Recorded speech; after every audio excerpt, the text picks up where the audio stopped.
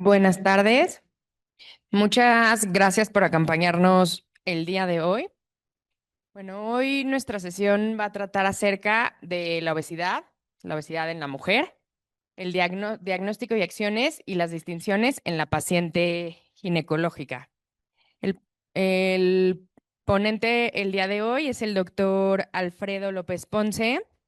Él es egresado de Medicina Interna y Endocrinología del Instituto Nacional de Ciencias Médicas y Nutrición Salvador Subirán. Tiene posgrados en diabetes y metabolismo y obesidad y trastornos de la conducta alimentaria, ahí mismo en el Instituto Nacional de Ciencias Médicas y Nutrición. Es profesor de farmacología y endocrinología en universidades públicas y privadas y pues hoy tenemos el honor de contar con su presencia. Muchas gracias, doctor. Adelante. Muchas gracias por la amable presentación. Es un gusto estar aquí hoy con ustedes. Eh, Esta es mi declaración de patrocinio y mis conflictos de interés. Agradezco mucho a la Sociedad Médica del Hospital Ángeles y al equipo de Novo Nordisk su amable invitación. Y bien, quiero empezar con esta proposición de un caso hipotético de dos pacientes. Parecería que son casi iguales. Pesan lo mismo, tienen la misma estatura, tienen la misma edad, son casi clonadas, pero hay algunas diferencias aquí. Mientras que la primera paciente de 33 años con este índice de masa corporal tiene múltiples antecedentes de diabetes, obesidad desde la infancia, obesidad central, la típica obesidad androide, tiene intolerancia a carbohidratos, hipercolesterolemia, hipertensión desde una edad muy temprana, desde los 33 años, no tiene grandes problemas conductuales, no tiene problemas de depresión ni de ansiedad. Bueno, tenemos esa primera paciente, perdón, esta es mía. Y tenemos esta segunda paciente, la misma edad, el mismo índice de masa corporal, el mismo peso. Pero ojo, esta paciente tiene acumulación de grasa en las caderas, en las nalgas, no en el abdomen. No tiene antecedentes de relevancia de diabetes o de elementos de síndrome metabólico. Tiene una curva de tolerancia a la glucosa normal, tiene una TEA normal, todo normal. Esta mujer no tiene absolutamente nada. Pero ojo, tiene un fuerte componente emocional en su obesidad. Tiene atracones, tiene depresión, tiene problemas con su pareja, etcétera, etcétera. ¿Están de acuerdo que son pacientes distintas, no? Voy a volver esta diapositiva justo al final de la plática para tratar de aterrizar un poco qué es lo que haríamos con ambas pacientes. Esta es la agenda que vamos a revisar. Vamos a hablar de epidemiología, fisiología del apetito, fisiopatología de la obesidad, algunas palabras en cuanto a particularidades de la afección de la obesidad en la paciente mujer, con qué contamos en cuanto a farmacoterapia. Quiero hablar de riesgo cardiovascular y de prevención de diabetes con farmacoterapia para obesidad, porque no todo es el peso y algunas reflexiones en cuanto a hacia dónde vamos con el tratamiento de la obesidad y qué es lo que pretendemos. Vamos a hablar de epidemiología y vamos a empezar con algunas imágenes que tienen básicamente un componente emotivo. Vemos que la prevalencia de obesidad en todo el mundo se está incrementando y particularmente en esta línea color naranja, que es la prevalencia de obesidad en América. De tal forma que para el 2030 tenemos una expectativa de 882 millones de mujeres con obesidad. Una de cada 5 mujeres en el planeta va a tener obesidad. ¿Qué es lo que nos dice la actualización de Ensanud de 2022-2023? Que básicamente 3/4 partes de la población adulta femenina tienen el compuesto de sobrepeso u obesidad. Ustedes ya conocen esto. Esta gráfica lo que ilustra es la mortalidad global sin distinguir causas, distribuida a lo largo de todos los índices de masa corporal, de tal forma que los pacientes que tienen índice de masa corporal normal tienen una mortalidad más baja en esta curva en forma de J. Naturalmente, los pacientes que pesan muy poco, por algo pesarán muy poco, seguramente están enfermos de algo, pero también los pacientes que tienen índice de masa corporal elevado. Y noten esto, no es necesario llegar a índices de masa corporal iguales o mayores a 30, que definen obesidad, para tener una mortalidad aumentada. Bastan índices de masa corporal moderadamente aumentados entre 25 y 27, 28. Voy a volver a este punto, porque de hecho algunos consensos de obesidad y de síndrome metabólico sugieren que en algunas poblaciones, particularmente surasiáticos, latinos, etcétera, etcétera, los criterios para diagnóstico de algunos elementos de síndrome metabólico, particularmente obesidad, sean más estrictos, sean más sensibles. Otra imagen puramente emocional. Mientras que una persona con índice de masa corporal debajo de 25 tiene 4 en 5 posibilidades de llegar vivo a los 70 años, una persona con índice de masa corporal de 40 o más solo tiene 1 en 2 posibilidades de llegar vivo a la misma edad. Ahora, el que una persona tenga obesidad le multiplique el riesgo para desarrollar diabetes en un futuro en 5 veces. Por otro lado, si una persona tiene intolerancia a carbohidratos en una curva de tolerancia a la glucosa, este riesgo es notablemente mayor, de 7 veces en el futuro, para desarrollar diabetes. Pero si una persona tiene estas dos condiciones, tanto obesidad como intolerancia a carbohidratos, los dos juntos confieren un riesgo de más de 17 veces para desarrollar diabetes en el futuro. Bien, ¿cómo se dan los fenómenos? ¿Cuál es la regulación normal del apetito? Y eventualmente, ¿cómo se dan los fenómenos que nos llevan a obesidad? Vamos a hablar un par de palabras de esto. No quiero detenerme mucho. Pero los componentes del apetito pueden ser fisiológicos o pueden ser conductuales. Vamos por el componente meramente homeostático, fisiológico.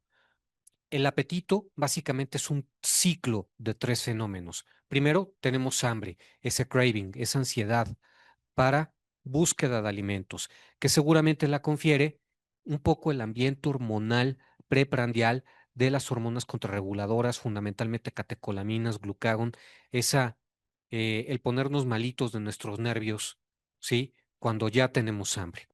Tenemos por el otro lado la saciación, que es el efecto mismo de consumir alimentos para yugular el hambre. La saciedad es el periodo de quiescencia del apetito entre dos episodios de hambre.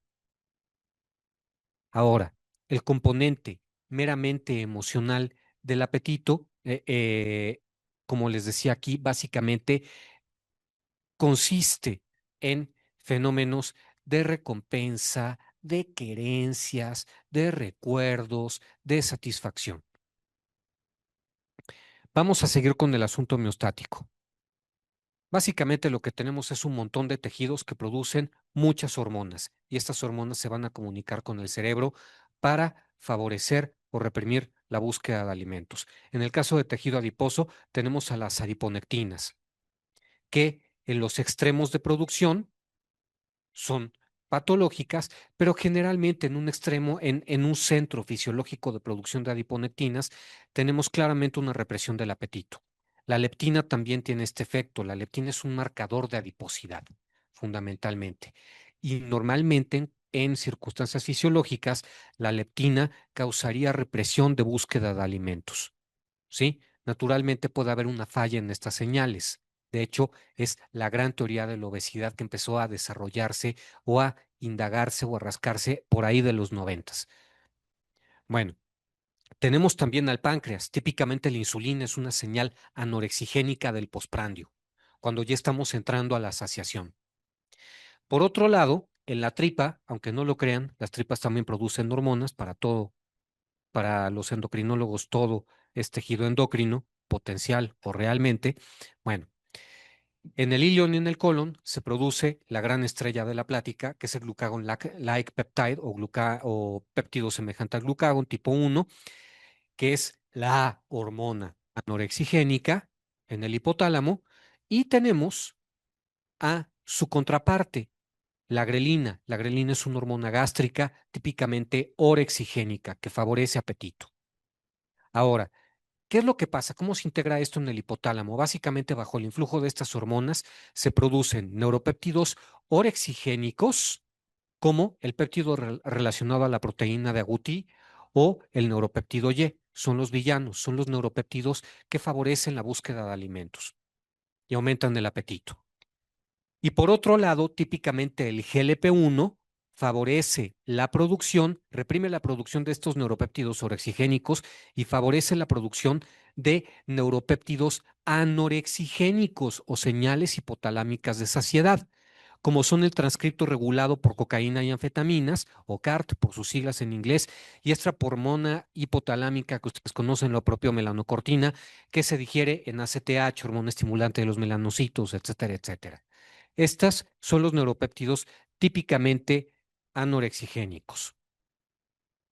Como les decía, el componente emocional del apetito se da también en el cerebro, pero es un poco más ubicua la regulación del componente emocional del apetito.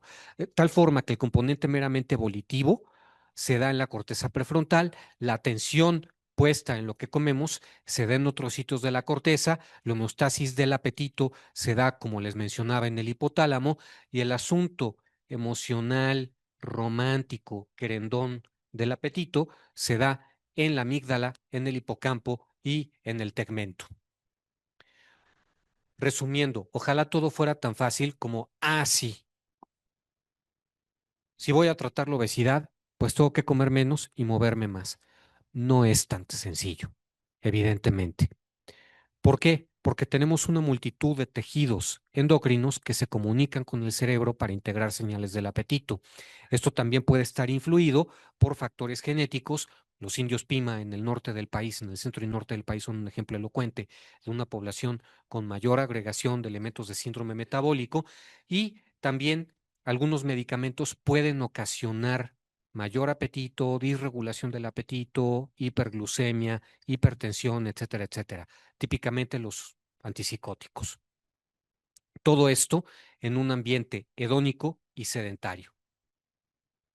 Ahora, hagamos lo que hagamos, ya sea que le pongamos una dieta con reducción hipocalórica con base en reducción de lípidos o de grasas o de carbohidratos, o ya sea que pongamos al paciente en diferentes intensidades de ejercicio, desde 150 hasta 300 minutos a la semana, va a haber reganancia de peso por ahí de los 6 meses de tratamiento. Es inevitable. Nosotros no podemos controlar cuánto perdemos o cuánto ganamos de peso, ¿sí? Si yo sigo el mismo plan de alimentación del doctor, a lo mejor él pierde 10 kilos y yo pierdo 2. Si hacemos la misma cantidad de ejercicio, a lo mejor yo pierdo 8 y él pierde 1. Eso no lo podemos controlar. Naturalmente sí podemos controlar tener hábitos que nos hagan sentir mejor, ¿sí? Pero uno de mis gurúes de la obesidad, un psicólogo que se dedica a terapia cognitivo-conductual, Michael Valls, dice, lying is not a feature of obesity. La mentira no es una característica clínica de la obesidad. Y sí, si un paciente llega diciendo, es que para lo que como y para lo que hago de ejercicio no logro bajar de peso, todos están diciendo la verdad. A lo mejor no tenemos muy metido en la cabeza qué onda con lo que es una dieta saludable. A lo mejor tenemos algunos conceptos equivocados, como que una montaña de papaya con All Bran es súper saludable y que la carne es mala, pero en general una persona no está mintiendo con este tipo de cuestiones. Ahora, ¿por qué un paciente regana peso? Vean este estudio. Este estudio, las dos curvas representan siempre a los mismos pacientes, pero en momentos distintos. Aquí lo que vemos graficado en esta curva gris son los picos típicamente postprandiales de grelina. Bueno, en la curva azul lo que vemos son estos picos de producción de grelina preexacerbados una vez que los pacientes perdieron peso. Es decir, la grelina aumenta su producción en el fondo gástrico solo por el hecho de perder peso. ¿Y esto qué significa? Que nada más por perder peso, un paciente disminuye el gasto energético total. Estamos fritos. ¿Sí? Hay quien dice, el paciente no debería conocer esto porque lo va a utilizar como un pretexto. A ver, es que la reganancia de peso es parte de la fisiopatología de la obesidad y el paciente tiene que saberlo. ¿Sí? No es que se desmotivó, que dejó de echarle ganas. No. Es parte de la fisiopatología de la obesidad. Ahora, ¿cómo diagnosticamos obesidad? Tenemos el índice de masa corporal. No me voy a meter mucho con esto. Ventajas del índice de masa corporal. Todo el mundo sabe manejar un estadiómetro y una báscula y tan tan. Es una relación matemática. Desventajas.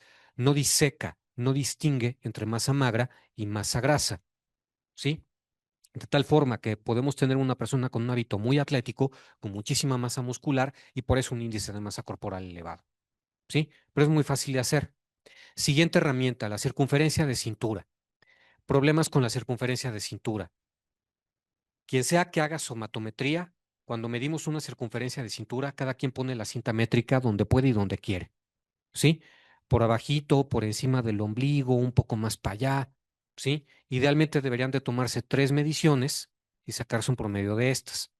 Bueno, muy aparte de estas limitaciones, la gran ventaja de la circunferencia de cintura es que es por mucho el criterio más sensible para diagnóstico de obesidad. Por mucho.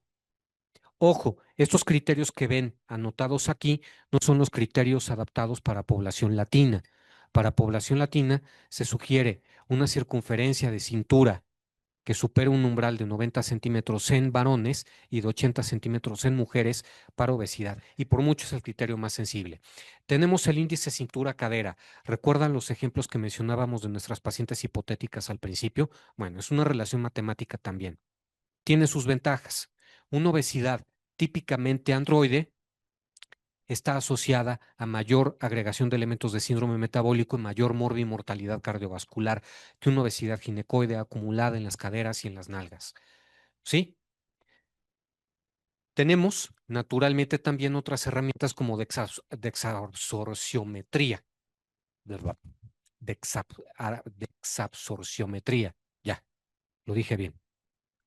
Ahora, el típico InBody, ¿sí? Que es un buen subrogado que tienen todas las licenciadas en nutrición en sus consultorios. ¿Cuál es el problema de esto? Que pues obviamente no todo el mundo lo sabe manejar y las grandes ventajas que tiene es que podemos ver muy bien la progresión en el tratamiento de las pacientes. Chiles en nogada, qué rico. Yo ayer me eché el primero. Soy horrible que un endocrinólogo hable así, pero ¿qué quiere? Esta plática tiene que ser pues, de hedonismo, ustedes me entienden, ¿no? En fin, la DEXA sirve para medir el progreso de una paciente en cuánto ganó de grasa, cuánto perdió de masa grasa, cuánto le falta de agua, etcétera, etcétera, ¿no? Y uno puede sugerir algunas cosas en cuanto a tratamiento. Oye, empieza a cambalacharle aquí un poquito de ejercicio de fuerza muscular y no hagas nada más ejercicio aeróbico, ¿sí? Sirve para eso. Y otras herramientas más sofisticadas, pero que se utilizan únicamente para comunicación y literatura especializada de investigación, como medición de grasa por resonancia magnética. Ahora, en esto sí quiero detenerme alguito.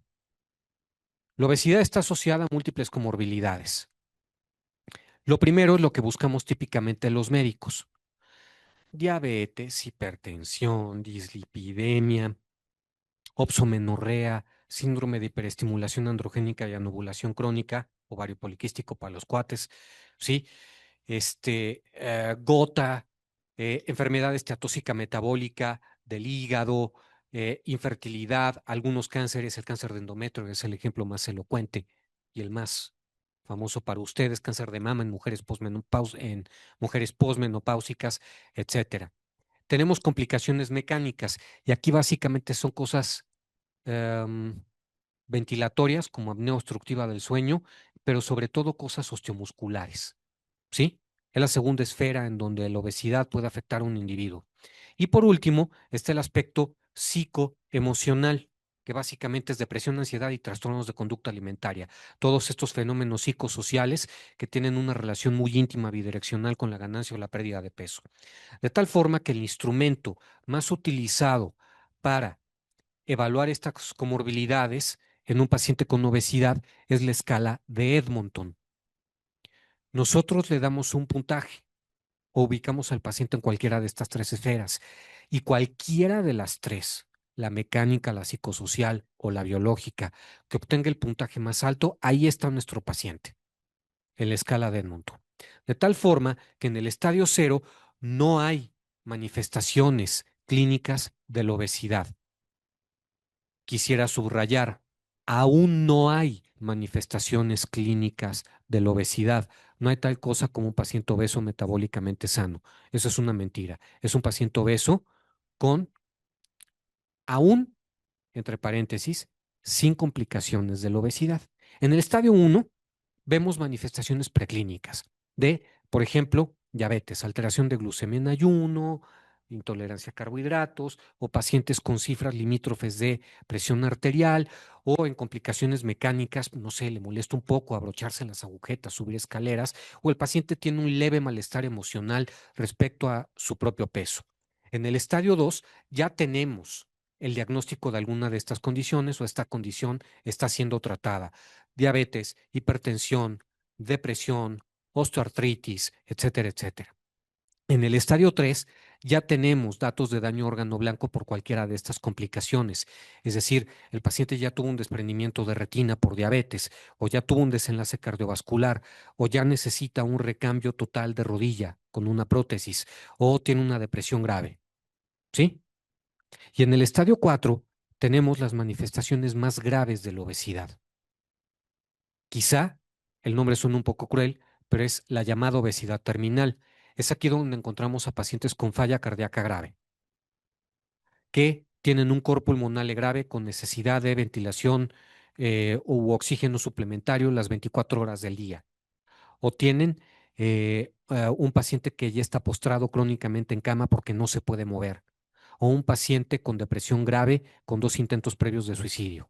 Esa es la escala Edmonton 4, el estadio Edmonton 4. ¿Por qué hacer el esfuerzo de esto? Les voy a pedir que vean estas gráficas. Estas gráficas ilustran curvas de Kaplan-Meier de supervivencia acumulada entre 1988 y 2004 por los Institutos Nacionales de Salud. Vean primero los paneles de la derecha. Los pacientes están organizados por índice de masa corporal. Noten cómo no hay separación de las curvas de Kaplan-Meier de supervivencia. ¿Qué quiere decir? Que el índice de masa corporal no sirve para predecir quién va a morir antes. Ah, pero ¿qué tal si metemos en nuestro juego a la escala de Edmonton? Vean los paneles de la izquierda. Y aquí vemos a los pacientes agrupados por Edmonton 0, 1, 2 o 3. Como había muy poquitos 4, seguramente por eso no salen graficados, pero también seguramente los hay. Y que vemos que claramente si hay una separación en la sobrevida, dependiendo del estadiaje en la escala de Edmonton. Estas escalas nos dicen lo obvio. Quien está más enfermo se muere más y se muere antes. Es el mismo espíritu de un Child-Pugh en un paciente con cirrosis o de un Apache 2 en un paciente crítico. A veces necesitamos estos instrumentos para que nos digan lo obvio. Particulares de obesidad en las mujeres. Aquí no le voy a vender chiles a Herdes ni abona la luchona, ¿sí? Evidentemente ustedes saben de esto más que yo, pero no puedo evitar, pues como me invitaron a hablar con ginecólogos, que no hable de esto. ¿Están de acuerdo? Bueno, naturalmente, en diferentes etapas de la vida, una mujer puede estar afectada con distintas manifestaciones clínicas. Vamos a hablar de puro Edmonton biológico aquí, dependiendo de la etapa de la vida, de tal forma que un bebé o una bebé, ¿sí? En la etapa prenatal, pues tendrá mayor peso al nacer, macrosomía, si está sometida a un estrés hiperglucémico de una madre con diabetes gestacional, por ejemplo. En la niñez y adolescencia podemos ver que a lo mejor una niña muy pequeña o en general un bebé muy pequeño pueden tener un rebote adiposo más temprano en los primeros meses de vida, sobre todo cuando se da una lactación pues, con cosas muy mugrosas como jugos y demás, pues hay rebotes adiposos más intensos. En esto ya los pediatras son muy, muy sensibles para aconsejar a los padres acerca de este tipo de cosas y podemos ver que hay una mayor hiperleptinemia, seguramente las señales de comunicación de la leptina y el hipotálamo están muy alteradas, muy, muy alteradas, y vemos que no hay prácticamente una limitación a la ganancia de peso. En la etapa reproductiva, pues vamos a tener básicamente oligoamenorrea, opsoamenorrea, síndrome de ovario poliquístico, pues infertilidad, pérdidas fetales, diabetes estacional, óbitos, etcétera, etcétera. Y ya en las etapas más maduras de la vida, pues vamos a tener diabetes, hipertensión, elementos del síndrome metabólico y mayor mortalidad cardiovascular y, ¿por qué no?, incluso hasta algunos tipos de cáncer. En cuanto a programación fetal de la obesidad, este es un estudio clásico en Indospima y vemos que los sujetos, los niños futuros o en este caso ya adultos, que en el pasado niños, que estuvieron sometidos a un estrés hiperglucémico de una madre con obesidad y diabetes, ya fuera diabetes tipo 2 temprano, diabetes gestacional, ahí sí, para que vean, la diabetes gestacional para un endocrino no es más que una forma muy temprana de manifestación de la diabetes en edad reproductiva, ¿sí? Mientras que la hipertensión en el embarazo ahí sí no tiene que ver con la hipertensión futura, ¿sí? Lo que es preeclampsia, eclampsia y todo eso tiene un comportamiento fisiopatológico muy, muy particular y no tiene que ver con la hipertensión del síndrome metabólico. Pero en cuanto a la diabetes, es la misma gata pero revolcada, ¿sí? Básicamente la diabetes gestacional con una diabetes tipo 2, ¿sí? Nada, es como si la diabetes da por un susto, la diabetes en el embarazo es por un sustote, ¿sí? Pues por el lactógeno placentario y el ambiente hormonal del embarazo, ¿sí? Bueno, los sujetos que están sometidos a un ambiente inútero, estresante, por diabetes gestacional, por obesidad materna, van a desarrollar más obesidad en la vida adulta. Pero ¿qué creen? Esto todavía es más complicado. Ni siquiera tiene que ser así. Incluso también los individuos con bajo peso al nacer tienen un mayor riesgo de desarrollar síndrome metabólico. La primera observación histórica de esto fue en las hambrunas de los Países Bajos, en las hambrunas de Holanda durante la ocupación nazi, ¿sí? Y vieron que la progenie de estas madres que sufrieron hambruna, cuando llegaban a la vida adulta en los setentas, que fue cuando se publicaron las primeras observaciones de esto, tenían más síndrome metabólico. Y vemos que los sujetos que tuvieron bajo peso al nacer, quien no alcanza sobrepeso u obesidad, aún con bajo peso al nacer, que están en esta parte central inferior izquierda de la gráfica, parecen tener un riesgo solo moderado de enfermedad coronaria cuando llegan a la adultez. Sin embargo, quienes llegan a ser obesos y tuvieron aparte un bajo peso neonatal, tienen un riesgo considerablemente mayor de enfermedad coronaria y están en esta parte de la gráfica. La peor combinación es el sujeto con obesidad que además tuvo bajo peso al nacimiento, en pocas palabras.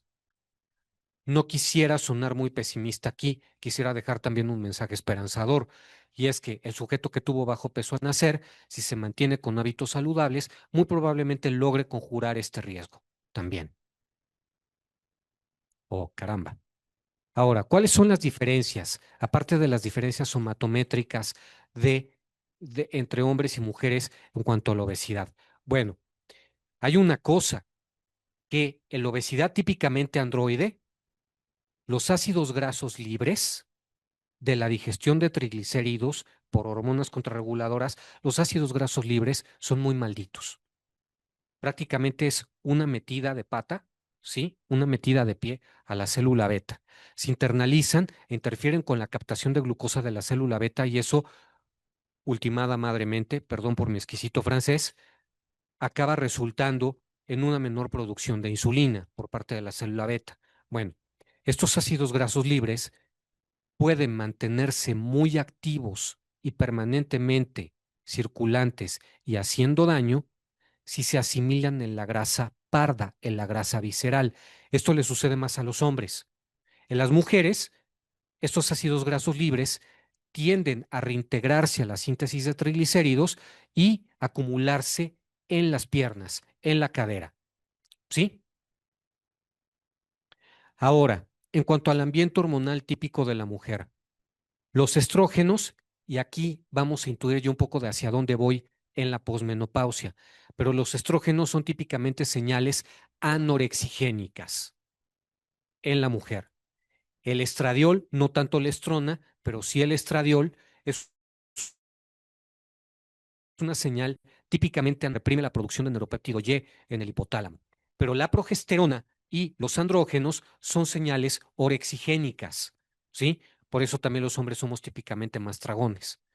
Pero hay una cosa, no todo es malo en la testosterona, porque la testosterona también favorece la producción de mayor masa magra, ¿sí? Estas son algunas particularidades del ambiente hormonal típico de la mujer en cuanto a regulación del apetito. Ahora, en cuanto a regularidad menstrual, lo obvio, las circunferencias de cintura muy bajas y los índices de masa corporal muy bajos van a cursar con amenorrea, típico ejemplo, trastornos de conducta alimentaria, sobre todo anorexia, ¿sí? Pero los índices de masa corporal mayores y circunferencias de cintura mayores de pacientes con sobrepeso y obesidad también van a cursar con amenorrea, típico comportamiento de hiperestimulación androgénica y anovulación crónica. ¿Por qué? Porque en condiciones de hiperinsulinemia, por sedentarismo, por hiperglucemia, por malos hábitos dietéticos, porque la paciente tiene antecedentes penales, porque se le quedaron viendo feo porque amaneció de malas, esta hiperinsulinemia estimula a la tecovárica para que produzca más estrona que va a ser convertida en testosterona, en andrógenos. Y también se estimula directamente a la corteza adrenal, ¿sí? En la capa glomerular de la corteza adrenal y se producen no solo andrógenos ováricos, sino también andrógenos adrenales, lo cual genera resistencia a la acción de la insulina, lo cual genera hiperinsulinemia, lo cual genera hiperandrogenismo, lo cual genera resistencia a la insulina, lo cual genera hiperinsulinemia y así entramos en un círculo vicioso. ¿Sí? Aparte de las obvias complicaciones que tienen de una mayor producción de pulsos, los pulsos hipotalámicos de GNRH tienen que ser ordenaditos y constantes. Si se pasan, si no ocurren o si se pasan de tueste en frecuencia o en intensidad, eso es malo y altera la función reproductiva. Por eso hay una mayor producción de hormona luteinizante y el típico cociente elevado de LH sobre FSH, típico del síndrome ovario poliquístico. ¿Sí? Y esto ocasiona disfunción ovárica y anovulación. ¿Sí? Obviamente, las mujeres con índices de masa corporal mayores tienen una mayor prevalencia de obesidad, de tal forma que una mujer con índices de masa corporal de 30 a 35, hasta el 10% de estas mujeres pueden tener infertilidad. ¿Sí? Ahora, ¿qué pasa si una mujer pierde un poquito de peso? Mejoran sus tasas de concepción, tasas de embarazos a término, de concepción espontánea. Nada más con perder un poquito de peso, el 10% del peso basal. Y esto es estadísticamente significativo. Vean estos valores de P. Pero si la pérdida de peso es mayor, naturalmente las tasas de concepción y de embarazos a término serán mayores. ¿Sí? Entre más peso se pierda, tanto mejor. ¿Qué pasa con una mujer en la posmenopausia? Que a partir de la menopausia se gana más índice de masa corporal y por lo tanto más peso. Por supuesto, se gana masa grasa y se pierde masa magra, básicamente por inactividad física. ¿Cómo se conjura esto? Con mayor actividad física. ¿Sí? Ahora, ¿qué le pasa también a la mujer posmenopáusica? Tiene una mayor incidencia acumulada y una mayor mortalidad de cánceres ginecológicos, particularmente cáncer de endometrio y cáncer de mama en la posmenopausia, que esto está ilustrado aquí en estos intervalos de confianza que no cruzan el intervalo de nulidad, que por lo tanto son estadísticamente significativos. Pero no solo eso, también hay una mayor incidencia por obesidad en la mujer de carcinoma escamoso esofágico, de cáncer renal de células claras, algunos tipos de leucemia, cáncer diferenciado de tiroides y naturalmente los más famosos, cáncer de mama y cáncer de endometrio, que son los cánceres de la obesidad. También hay incontinencia urinaria. ¿Por qué? Esto es básicamente cuestión de mecánica. La obesidad es un factor de estrés mecánico para el piso pélvico y por eso hay una mayor incidencia de incontinencia fecal o urinaria. Ahora, nada más por el hecho de perder peso, una buena parte de los pacientes muestran una mejoría moderada de una disminución de más de la mitad de los eventos de incontinencia urinaria. Y de hecho, hasta incluso un porcentaje nada despreciable, tiene al menos unas dos terceras partes de disminución de estos eventos, el 40% de las pacientes, nada más por el hecho de perder entre 5 y 10% del peso basal. Farmacoterapia, ¿con qué contamos ahora? Esto es una caricatura básicamente de todos los efectos farmacológicos. No me voy a meter mucho en los mecanismos de acción, ni modo, es lo que más me gusta, los mecanismos moleculares de acción, pero yo también quiero echarme mi chelito en nogada. ¿Sí? Eso. Sí, se ve que la nogada tiene así la consistencia así crunchy. Bien, en cuanto a los espectros de pérdida de peso con los fármacos de los que disponemos, naltrexona bupropión causa más o menos una disminución del 8% del peso basal a un año de tratamiento. ¿Sí? Orlistat tiene una disminución de peso un poquito menor, de unos 6 kilos a 3 años de tratamiento versus pérdida del 3% con placebo, aunque es poquito, la diferencia es significativa. Ojo, progresión a diabetes. Es un desenlace típicamente medido en farmacoterapia para obesidad. Y vemos que mientras uno de cada 4 pacientes con placebo desarrolla diabetes tipo 2 a 3 años de tratamiento, solo uno de cada 5 o menos de pacientes que toman Orlistat desarrollan diabetes a 3 años de tratamiento. En cuanto a fentermina topiramato, perdón que hable de algo que es off-label, siempre me echan los ojos acá los de Novo Nordisk, pero lo tengo que decir. Naturalmente solo disponemos de fentermina solita y tendríamos que prescribirla con topiramato, pero lo tengo que decir por cuestiones académicas. La prescripción aislada de fentermina es una mala práctica por dos razones. Primero, porque necesitamos algo con acción GABAérgica como el topiramato para que el paciente o la paciente no se ponga como chihuahueño pasmado por el tono adrenérgico central, ¿sí? Y dos, porque son fármacos que actúan juntos. La eficacia de la fentermina para tratar obesidad es muy pobre, tan pobre como la del topiramato solito. Tienen que combinarse los dos fármacos. Combinados, sí tienen una eficacia más o menos notable. A 2 años de tratamiento, tanto la mitad de la dosis plena como la dosis total de fentermina con topiramato, más o menos 15 miligramos de fentermina con siendo topiramato, tienen esta eficacia de disminución del peso basal en porcentaje a 2 años de tratamiento. Esto es lo que tenemos con liraglutida, una disminución de peso de alrededor del 7-8%. Y eso sí, ya aquí con los agonistas de GLP-1, seguramente por su mecanismo de acción, empezamos a ver mejorías notables en cuanto a la disminución de incidencia acumulada de diabetes.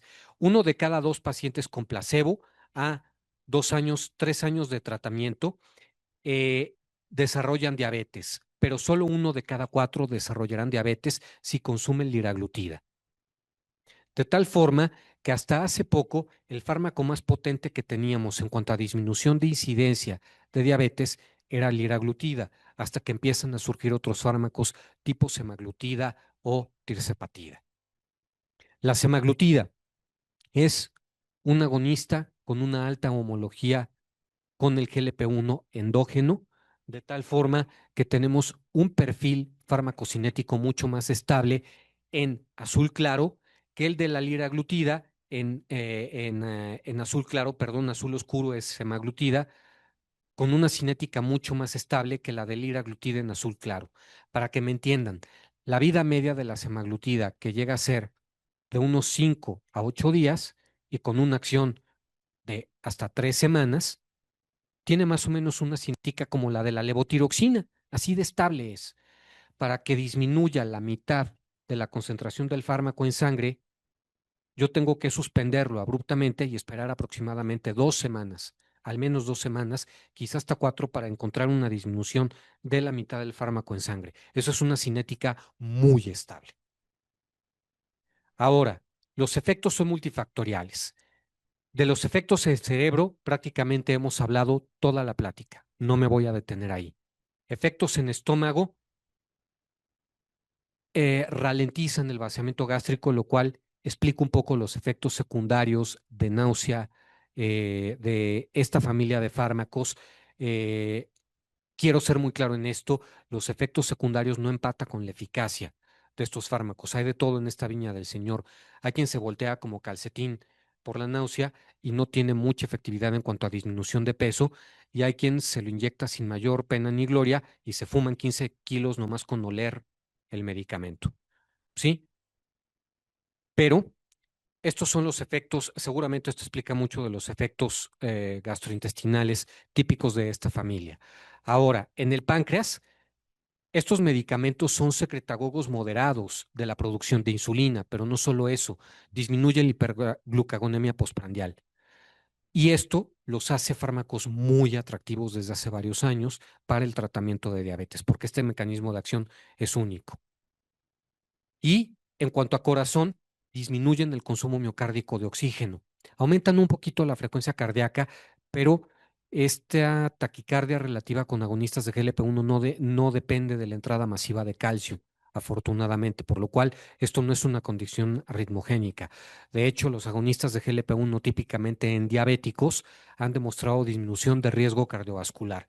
Así que no se inquieten por eso, por esta taquicardia reportada, y disminuyen el consumo miocárdico de oxígeno, lo que también explica seguramente el menor riesgo cardiovascular en diabéticos y, como les diré ahora, en obesidad, aún sin diabetes, de esta familia de fármacos.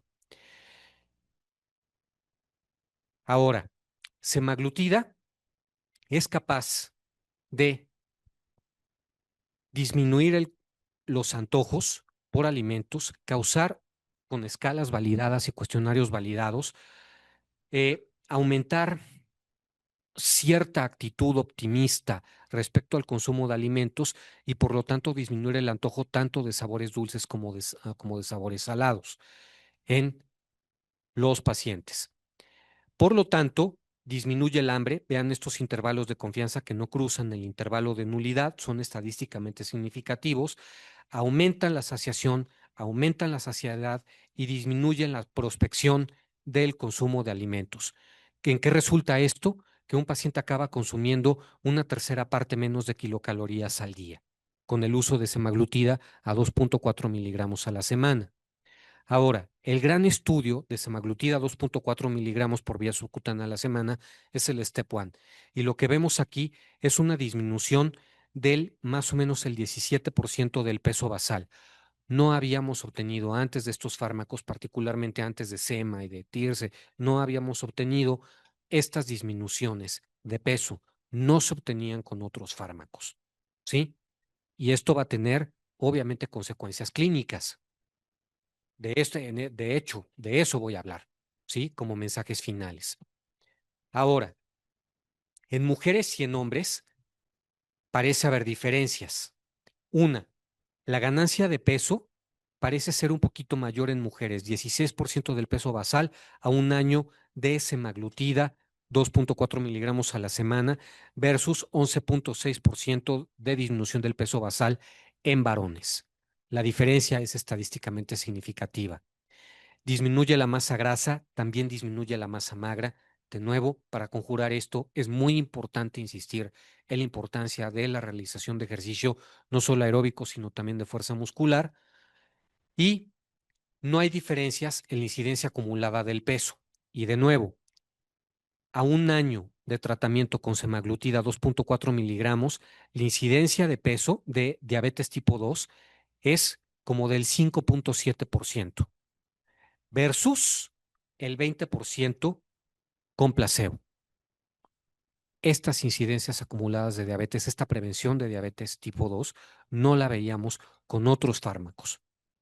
Ahora, si con un 5 o 10% de peso tenemos algunos efectos deseables en cuanto a una mayor producción de insulina, una mejor asimilación de ácidos grasos libres, un menor rompimiento de triglicéridos periféricos, menor acumulación y menor estrés oxidativo de grasas locales en el hígado por enfermedad metabólica esteatóxica hepática, un aumento de la sensibilidad de, a la insulina en músculo y en tejido adiposo.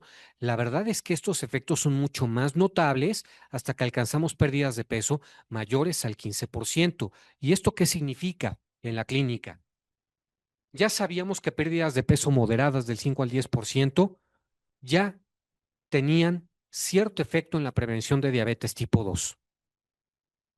Tenían también cierto efecto en mejoría en la función reproductiva, pero solo cuando tenemos pérdidas de peso mayores al 10% es cuando empezamos a tener efectos verdaderamente notables en apnea del sueño, ¿sí?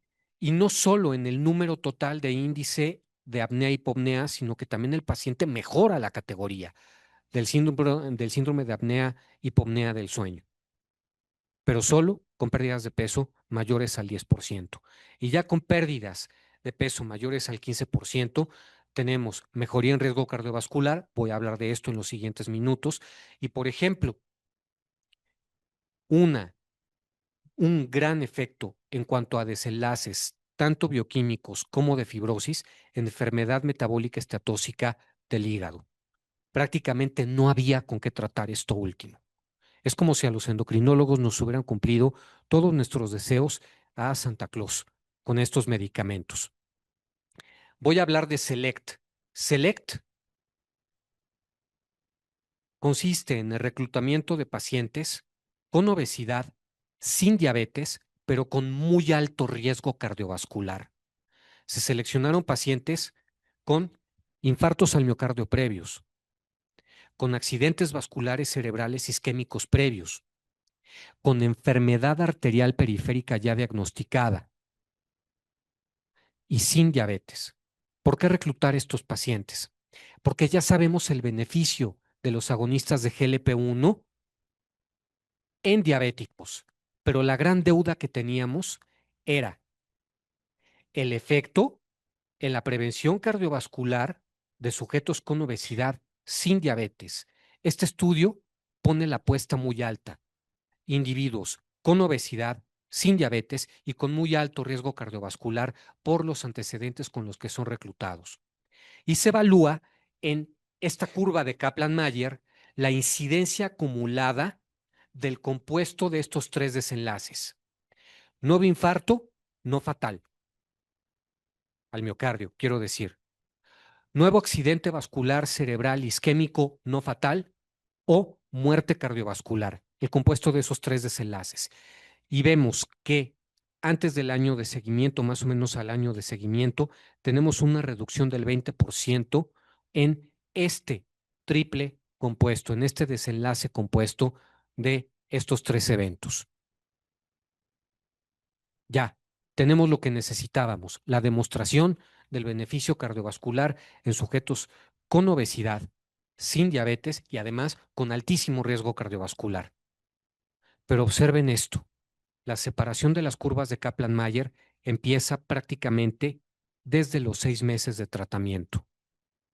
Estarán de acuerdo que para hacer seguimiento de eventos cardiovasculares, no importa qué fármaco escojamos, estatinas, hipoglucemiantes, antihipertensivos, para encontrar diferencias necesitamos unos 5 o 7 años de seguimiento. Vara, unos 3 años de seguimiento.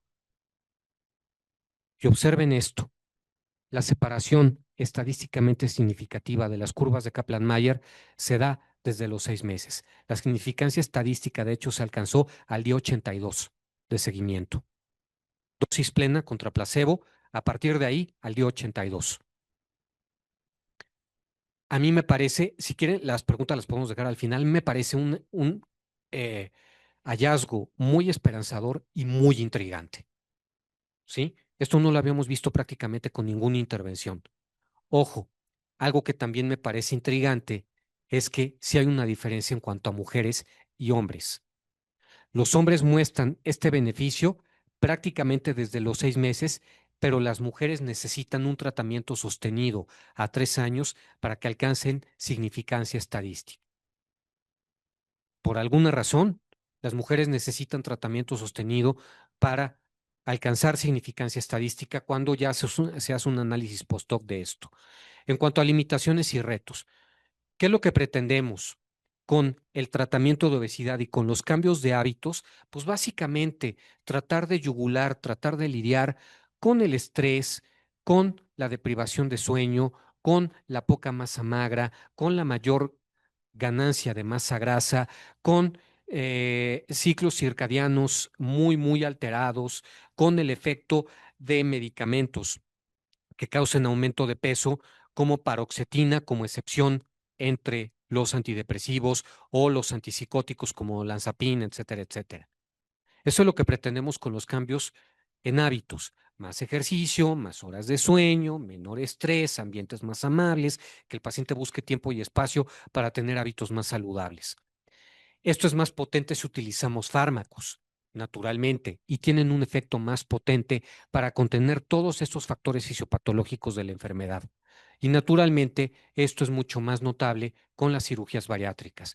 Pero si se dan cuenta, estas pérdidas de peso de 15% en adelante ya le andan coqueteando a las eficacias de al menos las cirugías no derivativas como las mangas gástricas.